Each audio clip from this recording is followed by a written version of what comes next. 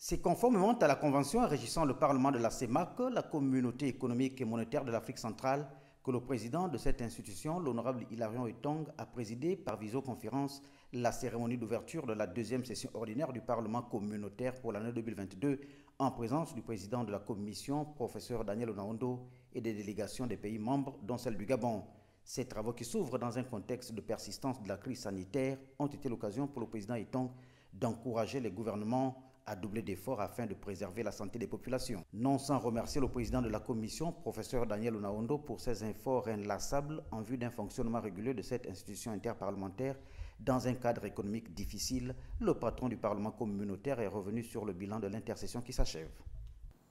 D'abord au plan interne, je signale la tenue d'une réunion du bureau par visioconférence de 2022. Au cours de laquelle nous avons eu à examiner le projet de budget du Parlement communautaire pour l'exercice 2023. Ensuite, au plan de la participation au processus décisionnel de la communauté, nous avons participé en présentiel aux travaux de la 5e réunion du comité de pilotage de la rationalisation des communautés économiques régionales, CER, en Afrique centrale, du 9 au 12 août 2022 à Yaoundé. En appelant ses collègues parlementaires de la commission à plus d'ardeur et de pragmatisme, le président du Parlement de la CEMAC a in fine fixé le cap de cette session dite budgétaire. Quelle sera l'occasion pour nous, si l'agenda communautaire nous permet d'examiner, entre autres affaires, et prioritairement le projet de budget de la communauté, exercice